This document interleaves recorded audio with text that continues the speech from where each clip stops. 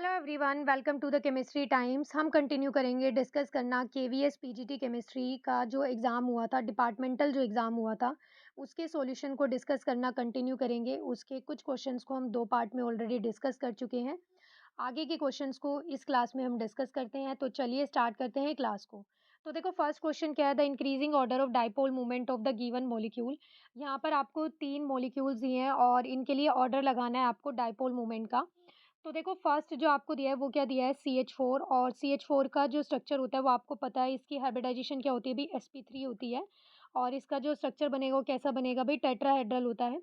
और टेट्राहेड्रल क्या है भाई, ये परफेक्ट शेप है, यानी कि परफेक्ट ज्योमेट्री होती है जिन मॉलिक्यूल्स की, उनका जो डायपोल मोमेंट होता है वो क्या होता है भाई, जीरो। तो इसका मतलब यहाँ पर जो सबसे कम आएगा वो तो किसका आएगा, ये तो आपको पता ही चल गया है। तो इसका जो आएगा वो सबसे कम किसका होगा भाई, मीथेन का होगा, CH4 का। तो अब देख लो ये सबसे लीस्ट किस में दिया है आपको, ये आपको दिया ऑप्शन नंबर 2 और 3 में। तो इसका मतलब फर्स्ट और जो फोर्थ ऑप्शन है ये कट हो जाएगा, क्योंकि इन दोनों ऑप्शन में देखो फर्स्ट का मैक्सिमम दिया है और फर्स्ट का क्या होगा, मीथेन का, इसका परफेक्ट ज्योमेट्री है, तो इसलिए इसका डायपोल मोमेंट क्या बनेगा भाई, जीरो बनेगा। अब यहाँ पर हम कंपैरिजन करेंगे CH2Cl2 और CHCl3 का। तो देखो इन दोनों में से आप कैसे आइडेंटिफाई कर सकते हो, जितने ज़्यादा नंबर ऑफ क्लोरीन एटम यानी कि इलेक्ट्रोनेगेटिव एटम क्या है भाई, इंक्रीज होते जाएंगे, उतना ही डायपोल मोमेंट क्या है भाई, कम होता जाएगा। तो यहाँ पर देखो क्लोरीन एटम जो है, इलेक्ट्रोनेगेटिव एटम है, वो CHCl3 में ज़्यादा है, तो इसका मतलब इसका डायपोल मोमेंट क्या है भाई, कम आएगा एज कम्पेयर टू CH2Cl2। तो यहाँ पर ऑप्शन कौन सा बन जाएगा भाई करेक्ट, देखो सबसे ज़्यादा किसका है, ये सेकंड कंपाउंड है CH2Cl2, तो सबसे ज़्यादा इसका है। और फिर इसके बाद किसका होगा, इस CHCl3 यानी कि थर्ड का होगा। और सबसे लीस्ट किसका आएगा भाई, मीथेन का आएगा। तो अब देख लो ये आपको कौन से ऑप्शन में दिया है, तो ये गिवन है आपको ऑप्शन नंबर 3 में, तो यही क्या बन जाएगा इसका करेक्ट आंसर। नेक्स्ट क्वेश्चन देखते हैं, arrange the molecules in column A with their shape in column B. यहाँ पर देखो आपको ये कुछ मॉलिक्यूल्स दिए हैं कॉलम ए में और कॉलम बी में इनकी शेप बताई गई है। आपको ये मैचिंग का क्वेश्चन है, आइडेंटिफाई करना है। तो देखो यहाँ पर जो NH3 होता है, NH3 का तो आपको पता ही है, क्या शेप बनती है भाई, इसकी पिरामिडल शेप बनती है, sp3 हाइब्रिडाइजेशन बनेगी और इसकी शेप कैसी होती है भाई, पिरामिडल होती है। तो ये देखो आपको एक ही ऑप्शन में दिया है, कौन सा है, ये बन जाएगा ए का फोर्थ। और जो BF3 होता है ये क्या होता है भाई, प्लानर होता है, तो ये क्या बन जाएगा, ट्राइगोनल प्लानर। तो ये यहाँ पर क्या आ जाएगा भाई, BF3 का ये आ जाएगा बी का थर्ड। तो अब यहाँ पर मैच कर लो, देखते हैं इतने से ही आंसर पता लगता है कि आपको, या फिर और भी ऑप्शन चेक करने पड़ेंगे। तो ए का बन रहा है फोर्थ, तो ए का फोर्थ देखो आपको दिया है सेकंड में, थर्ड में, फोर्थ में, तो ए ऑप्शन कट हो गया। फिर बी का आपको आया है, थर्ड आया है ट्राइगोनल प्लानर, प्लानर शेप बनेगी, तो बी का थर्ड देखो कौन से ऑप्शन में दिया है, तो बी का थर्ड आपको गिवन है एक ही ऑप्शन में, ऑप्शन नंबर 4 में, तो यहाँ से ही करेक्ट आंसर इसका आ गया है। बाकी मैं आपको बता देती हूँ, ClF3 जो होता है ये, इसकी शेप क्या होती है भाई, ये बनता है टी शेप। और जो CHCl3 होता है इसकी शेप कैसी बनेगी भाई, टेट्राहेड्रल बनेगी। हमने ये हाइब्रिडाइजेशन और शेप के ऊपर एक अच्छे से पूरी वीडियो में डिटेल में डिस्कशन किया हुआ है, तो अगर किसी को भी डाउट होता है या फिर रिवीजन करना है तो आप उस वीडियो को चेकआउट कर सकते हैं। नेक्स्ट क्वेश्चन देखते हैं, in halogens which of these does not increase from iodine to fluorine. देखो आयोडीन टू फ्लोरीन यहाँ पर कुछ ये प्रॉपर्टीज दी हुई है और आपको ये बताना है कि कौन सी इंक्रीज नहीं करेगी। तो देखो ये कौन सा ग्रुप होता है भाई, ये ग्रुप 17 होता है, हेलोजन ग्रुप है। तो एक बार हम पहले इनके एलिमेंट्स को लिख लेते हैं। तो देखो ये होता है फ्लोरीन, क्लोरीन, ब्रोमीन और आयोडीन। अब देखो एक एक प्रॉपर्टी को देखते हैं। यहाँ पर देखो फर्स्ट दिया है, अब इसमें ना ये फ्लोरीन से आयोडीन जाने की बात नहीं कर रहा है, ये रिवर्स की बात कर रहा है। जब हम आयोडीन से कहाँ जा रहे हैं, फ्लोरीन की तरफ जा रहे हैं, तो क्या होगा। तो फर्स्ट आपको दिया है देखो बॉन्ड लेंथ, उसने कहा है कि कौन सी प्रॉपर्टी इंक्रीज नहीं होगी जब हम कहाँ से कहाँ जा रहे हैं भाई, आयोडीन से फ्लोरीन की तरफ जा रहे हैं। तो देखो आपको पता है आयोडीन का डाउन द ग्रुप क्या होता है, साइज भाई इंक्रीज होता है, डाउन द ग्रुप क्या होता है, साइज इंक्रीज होता है। तो यानी कि आयोडीन का साइज क्या होगा, बड़ा होगा, और फ्लोरीन का साइज क्या बनेगा, छोटा बनेगा। तो यानी कि आयोडीन से जब हम फ्लोरीन की तरफ जा रहे हैं तो साइज जो है वो कैसा हो रहा होगा भाई, वो डिक्रीज हो रहा है। अगर डिक्रीज हो रहा है तो इसका मतलब बॉन्ड लेंथ भी क्या होगी भाई, डिक्रीज होगी। तो फर्स्ट ही ऑप्शन आपको क्या दिया है, इनकरेक्ट दिया है, तो फर्स्ट ऑप्शन नहीं आएगा। बाकी देखो उसने दिया है कि इलेक्ट्रोनेगेटिविटी, यानी कि आयोडीन से फ्लोरीन की तरफ जा रहे हैं तो इलेक्ट्रोनेगेटिविटी इंक्रीज होती है, तो ये बिल्कुल करेक्ट है। जैसे जैसे साइज ऑफ एटम छोटा होता जाएगा, इलेक्ट्रोनेगेटिविटी क्या है भाई, इंक्रीज होती जाती है। थर्ड ऑप्शन आपको दिया है कि the first ionization energy of the element is increases, तो ये भी बिल्कुल करेक्ट है। तो ये भी इंक्रीजिंग का है और ऑक्सीडाइजिंग पावर भी। तो ये तीनों ही ऑप्शन कैसे दिए हैं भी, आपको करेक्ट दिए हैं। जो इंक्रीज नहीं होती है प्रॉपर्टी आयोडीन से फ्लोरीन की तरफ जाने पे, वो है बॉन्ड लेंथ, क्योंकि साइज क्या होता जाता है भाई, छोटा होता जाता है। नेक्स्ट क्वेश्चन देखते हैं, which of these is not a characteristic of a solution of alkali metals in liquid ammonia. यहाँ पर देखो, ये एस ब्लॉक एलिमेंट से क्वेश्चन है और इसमें क्या दिया है, ये अल्कली मेटल्स को हमने क्या किया है भाई, डिसॉल्व कर दिया किसमें, लिक्विड अमोनिया में। तो उसके रिगार्डिंग यहाँ पर कुछ प्रॉपर्टीज होती है, तो उसी में कुछ स्टेटमेंट्स दिए हैं और इस स्टेटमेंट में से ये आइडेंटिफाई करना है कि कौन सा स्टेटमेंट इनकरेक्ट है। तो देखो, पहले हम एक बार ये डिस्कस कर लेते हैं कि अल्कली मेटल्स को जब हम लिक्विड अमोनिया में डिसॉल्व करते हैं तो होता क्या है। देखो क्या होगा, अल्कली मेटल्स को जब भी हम डिसॉल्व करते हैं लिक्विड अमोनिया में तो वो डीप ब्लू कलर का सॉल्यूशन देता है, जिसकी वजह से वो क्या होता है, कंडक्टिंग इन नेचर होता है, यानी कि इलेक्ट्रिसिटी उसमें से कंडक्ट होती है। अब होता क्या है, देखो कोई भी मेटल होती है, अल्कली मेटल्स कोई भी हो सकती है, तो उसके लिए हमने यहाँ पर क्या लिखा है अभी, एम से रिप्रेजेंट किया है। और उसमें क्या है, ये इलेक्ट्रॉन्स होते हैं, ये एक्स प्लस वाई, इन्होंने इलेक्ट्रॉन से ही लिखा है। ठीक है, एक्स प्लस वाई किसके लिए लिखा है, इलेक्ट्रॉन्स के लिए लिखा है। अब यहाँ पर क्या होता है, यहाँ पर ये इलेक्ट्रॉन जो है इस अमोनिया के साथ भी चले जाते हैं, मतलब मेटल के साथ भी चले जाते हैं और ये फ्री भी रहते हैं सॉल्यूशन में, यानी कि ये क्या करते हैं, मेटल का कटायन भी बना लेते हैं और इलेक्ट्रॉन्स भी बन जाते हैं अमोनेटेड। तो यहाँ पर ये देखो क्या बन जाता है, जो ब्लू कलर का सॉल्यूशन होता है, ये किसकी वजह से होता है, अमोनेटेड इलेक्ट्रॉन्स की वजह से होता है। बट यहाँ पर जब हम ये डिसॉल्व करते हैं तो वहाँ पर सॉल्यूशन में जो इलेक्ट्रिसिटी कंडक्ट होती है वो दोनों की वजह से होती है। किसकी वजह से, इलेक्ट्रॉन्स की वजह से भी, और जो वहाँ पर कटायन होते हैं यानी कि आयन जो बनेंगे उसकी वजह से भी होती है। अब यहाँ पर ये इन इलेक्ट्रॉन्स के प्रेजेंस होने की वजह से कैसे नेचर का होता है, ये पैरामैग्नेटिक होता है। पैरामैग्नेटिक क्या होता है, अनपेयर्ड इलेक्ट्रॉन की वजह से, और इसी की वजह से ये क्या करता है, ब्लू कलर इम्पार्ट करता है। और इसको हमने कुछ टाइम के लिए अगर ऐसे ही छोड़ दिया तो यानी कि यहाँ पर क्या होता है, फिर ये रिएक्शन करके हाइड्रोजन गैस को लिबरेट करता है। और देखो फिर आगे क्या होता है यहाँ पर कि जब हम ये कंसंट्रेटेड सॉल्यूशन लेते हैं इसका, तो जो ब्लू कलर सॉल्यूशन होता है किसमें चेंज हो जाता है, ब्रॉन्ज कलर में चेंज हो जाता है। और ये कैसा बन जाता है, यानी कि जो भी अनपेयर्ड इलेक्ट्रॉन्स थे वो अब क्या हो गए हैं, पेयर्ड बन गए हैं, और क्या बन जाता है, सॉल्यूशन डायमैग्नेटिक बन जाता है। तो अब यानी कि डायमैग्नेटिक है तो यहाँ पर ये क्या है भाई, कंडक्ट नहीं करेगा इलेक्ट्रिसिटी को, तो ये कंडक्टिंग इन नेचर नहीं रहेगा डायमैग्नेटिक में। तो अब हम देखते हैं ऑप्शंस में। तो फर्स्ट आपको देखो क्या दिया है कि the solution is blue in colour, तो ये बिल्कुल करेक्ट है।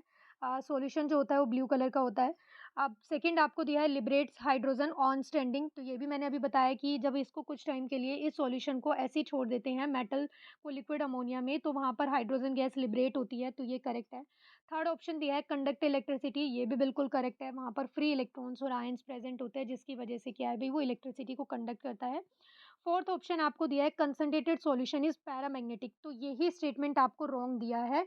कंसंट्रेटेड सॉल्यूशन कैसा हो जाता है भाई, डायमैग्नेटिक इन नेचर होता है, इनफैक्ट उसका कलर भी चेंज हो जाता है, ब्लू कलर से कैसा बन जाता है भाई, ब्रॉन्ज कलर बन जाता है। तो यानी कि इस क्वेश्चन का जो आंसर आएगा वो क्या आएगा भाई, ऑप्शन नंबर 4, क्योंकि उसने क्या पूछा था, नॉट कैरेक्टरिस्टिक पूछा था। क्वेश्चन देखते हैं, which of these pairs from the chlorobridge structure in the vapour phase, ये पूछा है कि वेपर फेज में कौन से पेयर ऑफ मॉलिक्यूल या फिर कंपाउंड बोल दो जो किसमें एग्जिस्ट करता है, भी क्लोरोब्रिज स्ट्रक्चर बनाता है। तो देखो इसका राइट आंसर क्या बनेगा भी, ऑप्शन नंबर फर्स्ट बनेगा। बेरिलियम का जो क्लोराइड होता है, एल्युमिनियम का क्लोराइड होता है, ये दोनों ही क्या है भाई, वेपर फेज में क्लोरोब्रिज स्ट्रक्चर बनाते हैं और डाइमर की तरह एग्जिस्ट करता है। तो BeCl2 का स्ट्रक्चर देखो कैसा होता है इन वेपर फेज, तो ये बेरिलियम बेरिलियम हो गया है। अब यहाँ पर क्या है देखो, Cl2, तो यानी कि यहाँ पर ये एक क्लोरीन और एक क्लोरीन ये, और फिर यहाँ पर ये क्लोरीन होता है जो ये ब्रिज लाइक स्ट्रक्चर बनाता है, और यहाँ पर ये क्या होता है, एक कोऑर्डिनेट बॉन्ड बना रहा होता है। क्या बनता है भाई, यहाँ पर ये कोऑर्डिनेट बॉन्ड बन रहा होता है यहाँ पर। तो इस तरह से एग्जिस्ट करता है। ये जो BeCl2 है ना, ये क्या होता है, इलेक्ट्रॉन डेफिशिएंट होता है। और सेम ऐसे ही यहाँ पर जो AlCl3 है वो भी क्या करता है भाई, यहाँ पर डाइमर की तरह एग्जिस्ट करता है। और ये किस तरह का स्ट्रक्चर बनाता है, देखो इसमें क्या बनेगा, ये एल्युमिनियम हो गया और इधर ये एल्युमिनियम हो गया है। यहाँ पर ये क्लोरीन होता है, इस तरह से ये क्लोरीन और ये क्लोरीन, क्योंकि एल्युमिनियम की वैलेंसी में कितने इलेक्ट्रॉन होते हैं भाई, 3 होते हैं ना, तो ये 3, तो इस तरह से ये बॉन्ड बना रहा होता है। और बाकी जो ये एक बच गया है, ये क्लोरीन के साथ क्या करता है, कोऑर्डिनेट बॉन्ड बना रहा होता है। क्लोरीन अपना इलेक्ट्रॉन पेयर शेयर कर रहा होता है इस एल्युमिनियम के साथ, और इस तरह से ये डाइमर फॉर्म में एग्जिस्ट करता है। नेक्स्ट क्वेश्चन देखते हैं, which of these statement does not define lactose. यहाँ पर देखो लैक्टोज के रिगार्डिंग कुछ स्टेटमेंट दिए हैं और ये आइडेंटिफाई करना है कि कौन सा स्टेटमेंट लैक्टोज की प्रॉपर्टी को नहीं बताता है। फर्स्ट है रिड्यूसिंग शुगर, तो ये बिल्कुल करेक्ट है, ये रिड्यूसिंग शुगर होता है। और फिर जितने भी क्या है भाई, मोनोसेकेराइड्स और डाइसेकेराइड्स होते हैं एक्सेप्ट सुक्रोज, सुक्रोज को छोड़कर बाकी के सब क्या है भाई, वो रिड्यूसिंग शुगर्स ही होते हैं। सिर्फ सुक्रोज क्या होता है, नॉन रिड्यूसिंग शुगर होता है। तो देखो ये दिया है कि जो ये लैक्टोज होता है ये डाइसेकेराइड होता है, तो ये भी बिल्कुल करेक्ट है। फोर्थ आपको दिया है कि ये मिल्क शुगर होता है, तो ये भी करेक्ट है। तो जो यहाँ पर इनकरेक्ट ऑप्शन है वो देखो क्या है, ऑप्शन नंबर 4। तो इसका राइट आंसर क्या आएगा, ऑप्शन नंबर 4 आएगा। देखो जो लैक्टोज़ होता है ना, वो दोनों होती तो इसी की यूनिट है, ग्लूकोज़ की और गैलेक्टोज़ की। बट दोनों में जो है पोज़ीशन दी है ना, अल्फ़ा डी ग्लूकोज़ और ये बीटा डी ग्लूकोज़ होता है, ये रॉन्ग दिया है। ये दोनों ही कैसे होते हैं, बीटा होते हैं। बीटा डी गैलेक्टोज़ होता है, बीटा डी ग्लूकोज़ ही होता है। बीटा पोज़ीशन कौन-सी होती है भई, यानी कि जिसमें ये क्या होता है, यहाँ पर ये जो ओएच होता है, ये क्या होता है, अपर साइड होता है, ठीक है? ऊपर की साइड होता है, जब ये नीचे की तरफ होगा, तो इसे हम क्या बोलते हैं अभी, अल्फ़ा फ़ॉर्म बोलते हैं। तो इसमें क्या होता है, ये दोनों ही जो ये मोनोसैकेराइड्स यूनिट्स होती है, दोनों ही कैसी होती है भई, बीटा होती है। और यहाँ पर जो ग्लाइकोसाइडिक लिंकेज बन रही होती है, वो कौन-सी बन रही होती है भई, बीटा 1,4 ग्लाइकोसाइडिक लिंकेज होती है। ये देखो जितने भी डाइसैकेराइड्स और ये पॉलीसैकेराइड्स के एग्ज़ाम्पल्स हैं ना, इनमें आपको इन सब की मोनोसैकेराइड यूनिट क्या होती है, ये ध्यान रखनी है। और प्लस में ग्लाइकोसाइडिक लिंकेज की जो पोज़ीशन होती है कि भई क्या है, C1 C4 है या फिर C1 C2 है, तो ये सब आपको ध्यान रखना है। क्वेश्चन में ज़्यादातर यही पूछा जाता है। नेक्स्ट क्वेश्चन देखते हैं यहाँ पर, which of the given pairs is isostructural. यहाँ पर देखो आपको ये कुछ ऑप्शंस दिए हैं और इसमें से ये पूछा है कि आइसोस्ट्रक्चरल पेयर कौन-सा बनेगा। तो इस क्वेश्चन का आंसर आप खुद कमेंट सेक्शन में बताना, क्योंकि इस तरह के क्वेश्चन बहुत कॉमन होते हैं और ये हर एग्ज़ाम में आते हैं।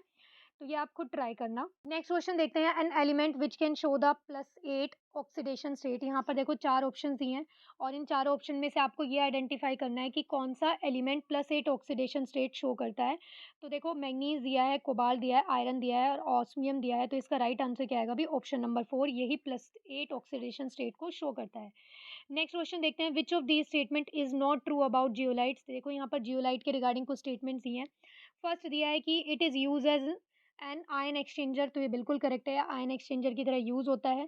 सेकंड आपको दिया है कि catalyst in the petrochemical industry, ये भी बिल्कुल करेक्ट है। थर्ड आपको दिया है कि आर बोरोसिलिकेट्स, तो ये ही ऑप्शन आपको रॉन्ग दिया है, ये बोरोसिलिकेट्स नहीं होते, ये क्या होते हैं अभी, एल्युमिनियम के सिलिकेट्स होते हैं, ये क्या होते हैं, एल्युमिनियम के सिलिकेट्स होते हैं। और फोर्थ ऑप्शन दिया है आपको यहाँ पर कि सोडियम और potassium ion are used to balance the negative charge, तो ये भी बिल्कुल करेक्ट है। तो ये तीनों स्टेटमेंट करेक्ट है, तो यहाँ पर जो राइट आंसर बन जाएगा वो क्या बन जाएगा अभी, ऑप्शन नंबर 3। नेक्स्ट क्वेश्चन देखते हैं अब, a transition element which does not show variable oxidation state. एक ऐसे एलिमेंट को आपको यहाँ पर आइडेंटिफाई करना है जो वेरिएबल ऑक्सीडेशन स्टेट शो नहीं करता है। वेरिएबल ऑक्सीडेशन स्टेट से क्या मतलब है, जैसे देखो क्या है, मैंगनीज़ होता है, तो मैंगनीज़ आपको पता है ये क्या है भई, +5 +2 +7, ये डिफरेंट डिफरेंट ऑक्सीडेशन स्टेट को शो करता है। जैसे आयरन है, आयरन भी +2 +3 में एग्ज़िस्ट करता है। तो ये अलग-अलग ऑक्सीडेशन स्टेट हो गई, तो इसी को हम क्या बोलते हैं, वेरिएबल ऑक्सीडेशन स्टेट बोलते हैं। और जो ट्रांजिशन एलिमेंट्स होते हैं उनकी ये प्रॉपर्टी होती है कि वो वेरिएबल ऑक्सीडेशन स्टेट को शो कर सकते हैं। बट ट्रांजिशन एलिमेंट्स में से यहाँ पर ये जो ऑप्शंस दिए हैं आपको 3D सीरीज़ वाले, इसमें से ये आइडेंटिफ़ाई करना है कि कौन-सा element variable oxidation state show नहीं करता है। तो इसका राइट आंसर क्या आएगा अभी, ऑप्शन नंबर 3, स्कैनेडियम। स्कैनेडियम का एटॉमिक नंबर क्या होता है भई, 21 होता है और इसकी कॉन्फ़िगरेशन क्या होती है भई, ये होती है 3D14S2, ये जो सिर्फ़ होता है +3 ऑक्सीडेशन स्टेट को शो करता है। तो इसका राइट आंसर क्या बन गया भई, ऑप्शन नंबर 3। नेक्स्ट क्वेश्चन देखते हैं, brass is an alloy of. यहाँ पर ये पूछा है कि ब्रास किसका एलॉय होता है, कॉपर और टिन का होता है। बेसिकली एलॉय क्या होते हैं, ये होमोजेनियस मिक्सचर होते हैं, दो मेटल्स के हो सकते हैं, मेटल नॉन मेटल्स के हो सकते हैं, ठीक है। तो यहाँ पर आपको ये आइडेंटिफाई करना है कि ब्रास किसका है। तो देखो फर्स्ट दिया है कॉपर और टिन का, सेकंड ऑप्शन है कॉपर और जिंक का, थर्ड ऑप्शन है टिन और लेड का, फोर्थ ऑप्शन है कॉपर और सिल्वर का। तो देखो ब्रास जो होता है वो किसका एलॉय बनता है भाई, यहाँ पर ब्रास होता है कॉपर और जिंक का। किसका एलॉय होता है भाई, ये कॉपर और जिंक का होता है। तो यहाँ पर इसका राइट आंसर क्या आ जाएगा भाई, ऑप्शन नंबर 2। आपको ये बताना है कि जो ब्रोंज़ होता है, कमेंट सेक्शन में कि ब्रोंज़ जो होता है वो किसका एलॉय होता है, ब्रोंज़ किसका एलॉय होता है भई, ये आपको कमेंट सेक्शन में बताना है। नेक्स्ट क्वेश्चन देखते हैं अब यहाँ पर, which of these has the maximum number of unpaired electron. यहाँ पर आपको ये 4 ऑप्शंस दिए हैं आयन्स के, ये 3D सीरीज़ के ही एलिमेंट्स हैं और इसमें से क्या आइडेंटिफ़ाई करना है कि किसके पास maximum number of unpaired electron है। तो देखो इसमें से ये तो जो है मैग्नीशियम, ये भई 3D सीरीज़ का एलिमेंट नहीं है, ये कहाँ से है भई, ये एस ब्लॉक एलिमेंट है और ये ग्रुप 2 से बिलॉन्ग करता है। तो जो मैग्नीशियम होता है, आपको पता है इसका एटॉमिक नंबर क्या होता है भई, 12 होता है। यानी कि इसके वैलेंस शेल में, यानी कि आउटर मोस्ट शेल में 3s2 ये होता है। तो ये जब +2 इलेक्ट्रॉन लूज़ कर देगा, तो यानी कि इसके पास तो एक भी अनपेयर्ड इलेक्ट्रॉन्स नहीं बचेंगे। तो यानी कि Mg+2 के पास क्या आ जाएगा भई, 0 आ जाएगा। फिर देखो टाइटेनियम, जो टाइटेनियम होता है, टाइटेनियम का जो एटॉमिक नंबर होता है वो कितना होता है भई, 22 होता है। इसकी कॉन्फ़िगरेशन क्या बनेगी भई, 3d24s2। अब यहाँ पर क्या करना है, +3 ऑक्सीडेशन स्टेट करनी है आपको शो, तो यानी कि पहले S में से इलेक्ट्रॉन जाते हैं, फिर D में से जाते हैं, तो यानी कि ये दोनों चले गए और एक D से चला गया। तो यहाँ पर D ऑर्बिटल आपको पता है कितने होते हैं भई, ये 5 होते हैं और इसके अंदर ये 3D 1 बचा है, तो यानी कि एक ही इलेक्ट्रॉन बचा है, तो यहाँ पर अनपेयर्ड इलेक्ट्रॉन्स कितने बच गए भई, 1 बच गया। फिर नेक्स्ट जो आपको दिया है वो देखो क्या दिया है, वेनेडियम +3। अब वेनेडियम का जो एटॉमिक नंबर होता है वो कितना होता है भई, वो होता है 23। अब ये 23 है तो यानी इसकी कॉन्फ़िगरेशन बनेगी 3d34s2। अब ये भी +3 में है तो यानी कि पहले S से जाएँगे, तो यानी कि 2 इलेक्ट्रॉन यहाँ से गए, 1 यहाँ से गया, तो कितने बच गए भई, 3d2, यानी कि 1 इलेक्ट्रॉन यहाँ आएगा और 1 इलेक्ट्रॉन यहाँ आएगा, तो कितने नंबर ऑफ अनपेयर्ड इस इलेक्ट्रॉन हो गए यहाँ पर 2। तो और फिर लास्ट ऑप्शन देखते हैं यहाँ पर क्या दिया है, Fe+2। जो आयरन होता है इसका एटॉमिक नंबर क्या होता है भई, 26 होता है और इसकी कॉन्फ़िगरेशन क्या बनेगी भई, 3d6 4s2। अब ये +2 है तो इसका मतलब क्या है कि यहाँ पर ये दोनों इलेक्ट्रॉन चले गए हैं, यहाँ पर ये क्या बच गया है, सिर्फ़ 3d6 बच गया है। अब d ऑर्बिटल आपको पता है कितने होते हैं भई, 5 होते हैं। पहले सब में क्या करते हैं, सिंगल-सिंगल इलेक्ट्रॉन फिल करेंगे, फिर उसके बाद पेयरिंग स्टार्ट करते हैं, तो यहाँ पर देखो 5 इलेक्ट्रॉन तो फिल हो गए, फिर हमने पेयरिंग स्टार्ट की, तो यहाँ पर एक ऑर्बिटल में तो क्या हो गए भई, पेयर्ड इलेक्ट्रॉन हो गए, बाकी में क्या है, अनपेयर्ड इलेक्ट्रॉन है। तो कितने नंबर ऑफ अनपेयर्ड इलेक्ट्रॉन आए हैं यहाँ पर, 4, तो इसका आंसर क्या आ जाएगा भई, 4 आ गया। और उसने क्या पूछा था क्वेश्चन में, maximum number of unpaired electron, तो इसका राइट आंसर क्या हो जाएगा भई, ऑप्शन नंबर 4। नेक्स्ट क्वेश्चन देखते हैं, यहाँ पर देखो इस क्वेश्चन में आपको क्या है, 2 कंपाउंड्स दिए हैं, एक तो टाइटेनियम का दिया है और एक मैंगनीज का दिया है और ये बताना है कि आपको ये जो दोनों कंपाउंड्स दिए हैं, एक कार्बन का और एक ये नाइट्रोजन का, कि ये कौन से टाइप, ये किसके एग्जाम्पल है। तो फर्स्ट आपको दिया है covalent compound of transition elements.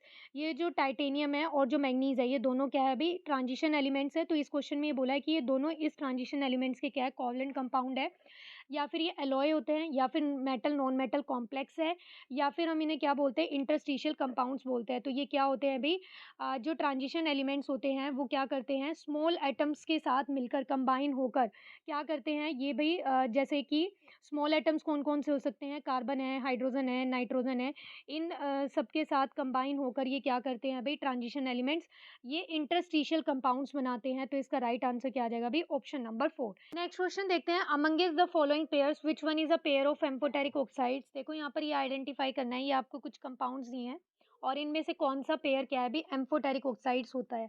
तो एम्फोटेरिक तो आपको पता ही है, यानी कि ऐसे ऑक्साइड्स होंगे, यानी कि ऐसे नेचर के होते हैं, ये ऐसे कंपाउंड्स होते हैं जो क्या करते हैं भी, एसिड के साथ भी रिएक्शन कर सकते हैं और बेस के साथ भी रिएक्शन कर सकते हैं।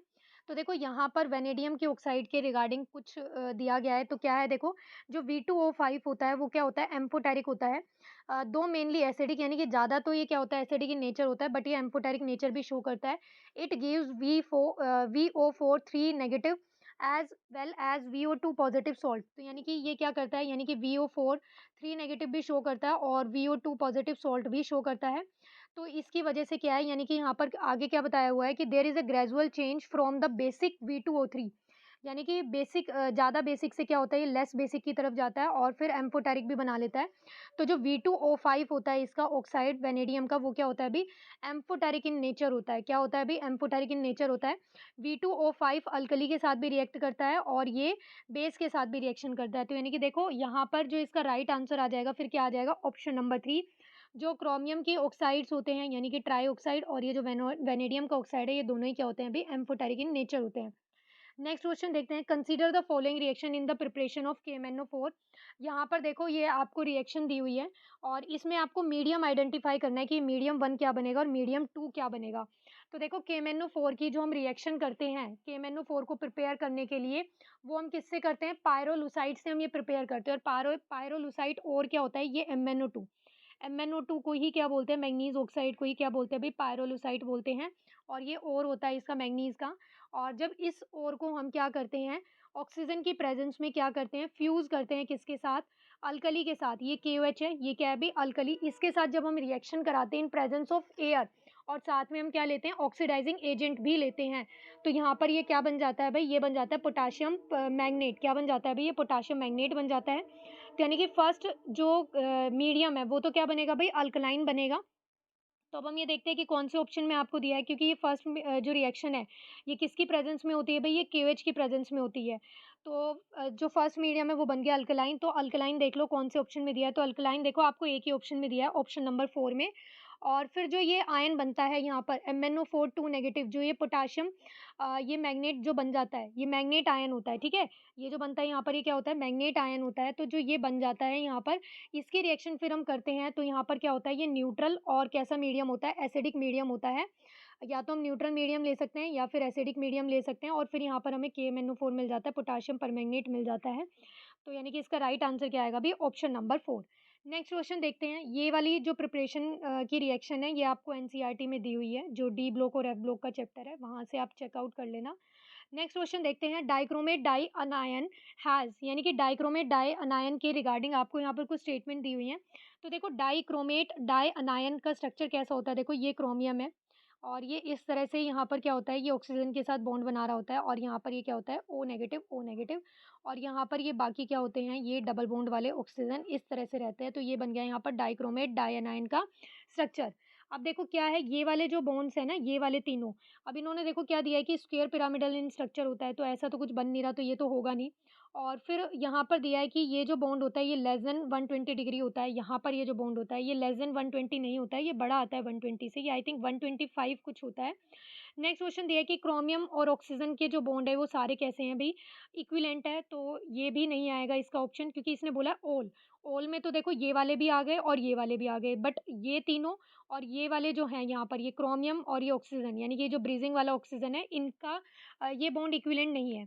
इसने फिर नेक्स्ट स्टेटमेंट में क्या दिया है कि all sorry 6 equivalent chromium oxygen bond की, यहाँ पर ये वाले जो 6 बॉन्ड बन गए ना, ये वाले, ये कैसे हैं, इक्विवेलेंट है। तो ये करेक्ट है, क्योंकि इसमें देखो यहाँ पर क्या है भाई, ये रेजोनेटिंग स्ट्रक्चर भी शो करेगा। तो मान लो जैसे यहाँ पर ओ नेगेटिव है, तो ये क्या हो जाएगा, इधर आ जाएगा इस तरह से, तो नेक्स्ट में यहाँ पर ओ नेगेटिव आ जाएगा, फिर ये नेक्स्ट में आ जाएगा। तो यानी कि ये वाले जो हैं, ये वाले बॉन्ड्स कैसे हैं भाई, इक्विवेलेंट है। तो इसका राइट आंसर क्या आ जाएगा भाई, ऑप्शन नंबर 4।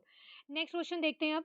नेक्स्ट क्वेश्चन में आपको दिया है कि oxides of lanthanoids are represented by the general formula, कि जो लैंथेनाइड्स होते हैं उसके ऑक्साइड्स का जनरल फॉर्मूला क्या होता है। तो वो तो हमें पता ही है क्या होता है अभी, ऑप्शन नंबर 3 Ln2O3 होता है general formula for the oxides of lanthanoid elements. देखते हैं which of these following statement is not correct about lanthanoids. यहाँ पर देखो लैंथेनॉइड्स के रिगार्डिंग कौन सा स्टेटमेंट करेक्ट नहीं है, ये पूछा है। तो फर्स्ट में तो बोला है कि आयनिक रेडियाई डिक्रीज होती है इस तरह से, तो ये बिल्कुल करेक्ट है, आयनिक रेडियाई डिक्रीज ही होती है। फिर यहाँ पर दिया है कि atomic radii of zirconium and hafnium are the same because of lanthanoid contraction, तो ये भी बिल्कुल करेक्ट है। थर्ड आपको दिया है, फिर देखो फोर्थ ऑप्शन आपको दिया है कि मिश मेटल जो होती है वो एलॉय होती है लैंथेनॉइड्स का, तो ये भी बिल्कुल करेक्ट है। तो यानी कि 3 स्टेटमेंट करेक्ट हो गई हैं। तो यानी कि थर्ड स्टेटमेंट ही फिर क्या है भाई, नॉट करेक्ट आएगी। तो इसका राइट आंसर क्या आ जाएगा, ऑप्शन नंबर 3 आ जाएगा। और जो मिश मेटल होती है, देखो इसके ऊपर क्वेश्चन पूछे जाते हैं। ये क्वेश्चन एचटेट जो पीजीटी केमिस्ट्री का एग्जाम होता है उसमें ये 2-3 बार पूछा गया है कि ये किसका कौन से उसका होता है, यानी कि कौन से एलिमेंट्स बनाते हैं, भाई ट्रांजिशन एलिमेंट्स बनाते हैं, लैंथेनॉइड्स बनाते हैं, इस तरह से पूछा हुआ है। और एक बार ये जो कॉम्बिनेशन होता है, यानी कि किस-किस से मिलकर बनता है, ये भी पूछा हुआ है। तो जो ये मिश मेटल होता है, ये क्या होता है, एक तो रेयर अर्थ में एलिमेंट्स होते हैं, और साथ में क्या होता है, इसमें मिक्सचर होता है, यानी कि किस-किस से मिलके बनता है, रेयर अर्थ एलिमेंट से और आयरन से, यानी कि लैंथेनॉइड प्लस में आयरन होता है, और ट्रेसेस होते हैं किसके, सल्फर, कार्बन, कैल्शियम और एल्युमिनियम के होते हैं। तो ये सब आपको ध्यान रखना है कि यहाँ पर ये होता है। और इसमें कौन से ये एलिमेंट्स होते हैं जो ये लैंथेनॉइड्स वाले बनेंगे, एक तो सीरियम होता है और एक लैंथेनम होता है, और नियोबिडियम भी होता है, ठीक है। तो ये आपको ध्यान रख। क्वेश्चन देखते हैं, which of the following is a redox reaction. यहाँ पर देखो आपको क्वेश्चन में 4 रिएक्शन के एग्जाम्पल दिए हैं, और इसमें से ये आइडेंटिफाई करना है कि कौन सा रिएक्शन का एग्जाम्पल आपको रेडॉक्स रिएक्शन के लिए दिया है। तो देखो रेडॉक्स रिएक्शन कौन सी होती है, ये 2 रिएक्शन से मिलके बनी है टर्म्स रेडॉक्स। कौन-कौन सी रिएक्शन होती है, एक तो रिडक्शन होता है, और प्लस में क्या होता है, ऑक्सीडेशन, यानी कि ऐसी रिएक्शन जिसमें रिडक्शन भी हो रहा होता है और साथ में ऑक्सीडेशन भी होता है। ऐसे रिएक्शंस को हम क्या बोलते हैं भई, रेडॉक्स रिएक्शन बोलते हैं। और जो हम आइडेंटिफाई करते हैं ये कि किसी रिएक्शन में रिडॉक्स हो रहा है या फिर नहीं हो रहा है, तो ये हम आइडेंटिफाई करते हैं on the basis of oxidation number. क्या करते हैं, वहाँ पर जो भी मेटल्स होते हैं, एलिमेंट्स होते हैं, उनका क्या करते हैं, ऑक्सीडेशन नंबर कैलकुलेट करते हैं, चेक करते हैं, और फिर देखते हैं अगर ऑक्सीडेशन नंबर क्या हो रहा है भई, इंक्रीज़ हो रहा है। ऑक्सीडेशन नंबर अगर इंक्रीज़ होता है किसी का, तो इसका मतलब वहाँ पर क्या हो रहा है, ऑक्सीडेशन होता है, और अगर ऑक्सीडेशन नंबर डिक्रीज़ होता है, तो इसका मतलब वहाँ पर क्या हो रहा है भई, रिडक्शन होता है। तो देखो जैसे ये एग्जांपल दिया है आपको, देखो जैसे सेकंड है, सेकंड रिएक्शन में देखो कॉपर सल्फेट है, आपको पता है यहाँ पर जो कॉपर की ऑक्सीडेशन स्टेट बनेगी CuSO4 है ना, आपको पता है सल्फेट पे क्या होता है, -2 होता है, तो कॉपर पे क्या आएगा, +2 चार्ज आएगा। तो कॉपर +2 ऑक्सीडेशन स्टेट में, और सेम ऐसे देखो यहाँ पर ये आयन है, मतलब कॉम्प्लेक्स है ये, और इसमें जब ये सल्फेट यहाँ से जाएगा तो यानी कि इस एंटिटी पे क्या चार्ज आ जाएगा, देखो यहाँ पर ये आ जाएगा +2 चार्ज, तो ये +2 चार्ज आएगा, और ये क्या होता है, न्यूट्रल होता है। जब हम ऑक्सीडेशन स्टेट कैलकुलेट करेंगे तो इसके लिए चार्ज क्या लेते हैं, 0 लेते हैं। तो ये कॉपर क्या आ जाएगा भई, +2 ऑक्सीडेशन स्टेट में आ गया। तो देखो यहाँ पर तो इस रिएक्शन में यहाँ भी +2 है और यहाँ भी +2 है, तो यहाँ पर तो कोई रेडॉक्स रिएक्शन हो नहीं रही है। फिर सेकंड तो मतलब इसका है नहीं, इसी तरह से बाकी रिएक्शंस में भी चेक करेंगे। तो देखो इस वाले रिएक्शन में जब हम चेक करेंगे तो यहाँ पर भी देखो ये कॉम्प्लेक्स है। अगर ये कॉम्प्लेक्स है तो यहाँ पर ये क्या है, K4 है, तो इसका मतलब जब ये हटेगा यहाँ से, इसको रिमूव करेंगे आयन को, तो इस एंटिटी के ऊपर क्या चार्ज आ जाएगा भई, ये चार्ज आ जाएगा -4, क्योंकि इधर क्या है, ये पोटेशियम है ना, +4 बनाएगा, तो ये -4 आ गया इसको बैलेंस करने के लिए। और यहाँ पर जब इस आयरन की ऑक्सीडेशन स्टेट कैलकुलेट करेंगे तो देखो कितनी आएगी, x-6 और ये -4, यानी कि x की वैल्यू आ जाएगी यहाँ पर +2। यानी कि इस यहाँ पर कॉम्प्लेक्स में जो आयरन है इसकी ऑक्सीडेशन स्टेट क्या है अभी, +2 है। और फिर जब हम यहाँ पर आयरन की ऑक्सीडेशन स्टेट देखेंगे तो ये भी क्या आएगी, देखो +2 ही आएगी, क्योंकि सल्फेट पे क्या चार्ज होता है अभी, -2 होता है, तो Fe पे भी कितना आ जाएगा, +2 आ जाएगा। अब यहाँ पर भी ऑक्सीडेशन स्टेट क्या है, सेम है, यानी कि यहाँ पर भी कोई रेडॉक्स रिएक्शन नहीं हो रही है, तो यानी कि फर्स्ट भी इसका एग्जाम्पल नहीं बनेगा, तो यानी कि फर्स्ट भी कट हो गया, सेकंड भी कट हो गया। अब देखो सेम ऐसे ही हम क्या करते हैं, थर्ड ऑप्शन देखते हैं।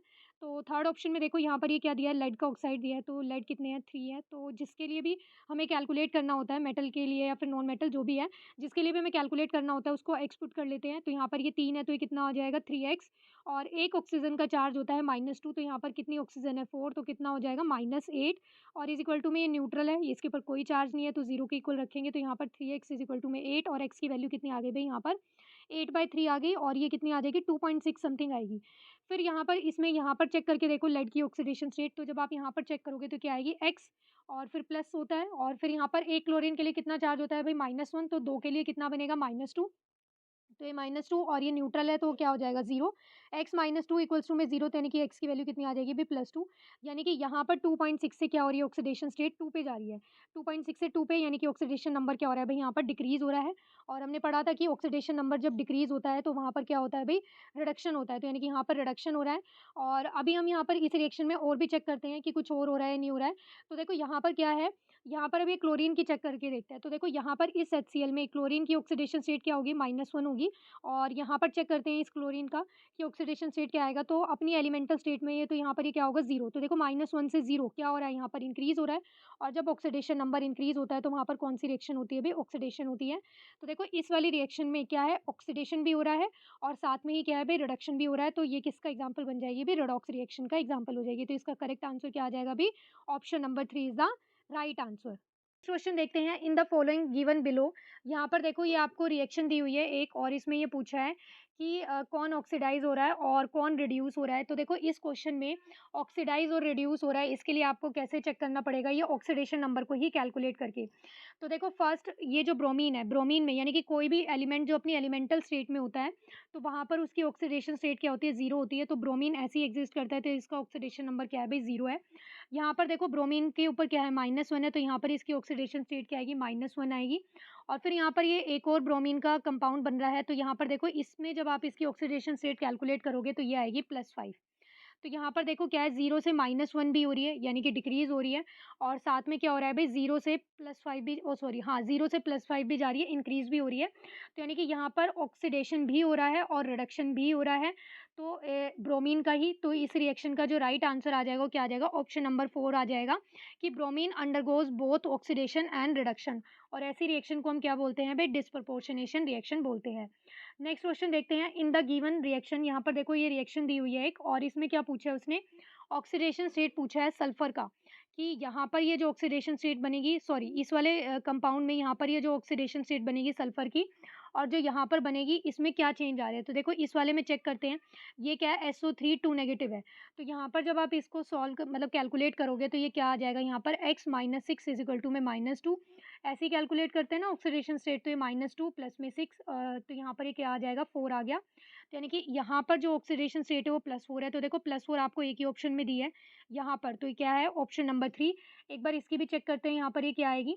तो देखो SO4 2 नेगेटिव, यानी कि सल्फेट आयन में जो इसकी ऑक्सीडेशन स्टेट बनेगी सल्फर की, वो होगी, सल्फर के लिए लिखा x, एक ऑक्सीजन पे चार्ज होता है -2, तो यहाँ पर 4 दिए हैं, तो 4 के लिए क्या हो जाएगा -8, और ओवरऑल चार्ज कितना है भई -2 है, तो x की वैल्यू कितनी आ जाएगी -2 + 8, ये सॉल्व करके कितना आ जाएगा भई 6 आ जाएगा। तो यानी कि +4 से क्या हो रही है, +6 में कन्वर्ट हो रही है, तो इसका राइट आंसर क्या हो गया, ऑप्शन नंबर 3।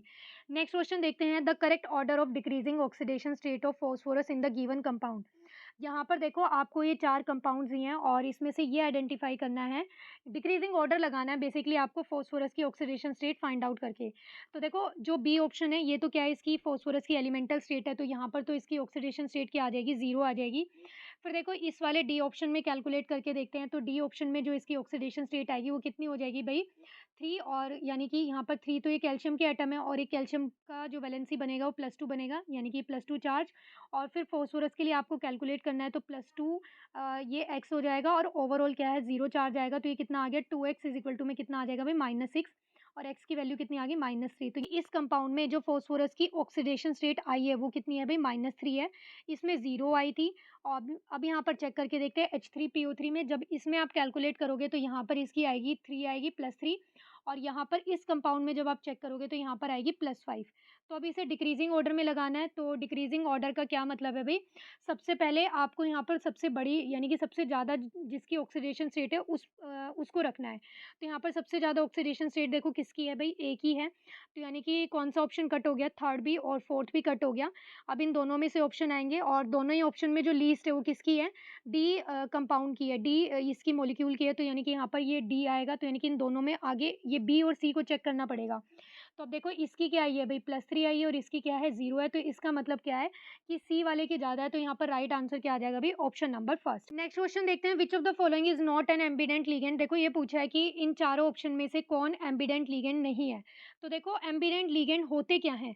ऐसे लिगैंड जिनके पास क्या होती है भई, एक से ज़्यादा डोनर साइट अवेलेबल होती है, बट वो एक टाइम पे क्या है, एक ही साइड से डोनेट करते हैं। या तो वो जैसे देखो फॉर एग्ज़ाम्पल हमने ये लिया साइनाइड, तो अब ये जो साइनाइड होता है ये कैसा लिगैंड है भई, ये मोनोडेंटेंट लिगैंड है और साथ में कैसा है भई, एम्बिडेंट है। एम्बिडेंट का क्या मतलब है, यानी कि या तो वो नाइट्रोजन से ही क्या करेगा, डोनेशन करेगा, या फिर कार्बन से करेगा।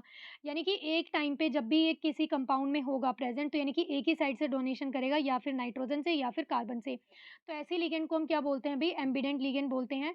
तो देखो यहाँ पर ये जो फर्स्ट है, सेकंड है और जो थर्ड है, नाइट्रो और ये थियासाइनाइटो और जो ये साइनो है, ये तीनों ही क्या है भई, एम्बिडेंट लिगैंड होते हैं। जो फोर्थ ऑप्शन आपको दिया है ये क्या है, ऑक्ज़ेलेट आयन है। तो ऑक्ज़ेलेट आयन जो होता है इसमें इसका स्ट्रक्चर देखो कैसा होता है, यहाँ से ये H चला जाता है और फिर ये इस तरह से CO नेगेटिव ये ऐसे बन जाता है। तो ये थे आज के क्वेश्चंस, बाकी के क्वेश्चंस को हम नेक्स्ट पार्ट में डिस्कस करेंगे, तो तब तक आप ये रिवाइज़ करना और पढ़ते रहना। अब मिलते हैं नेक्स्ट पार्ट में।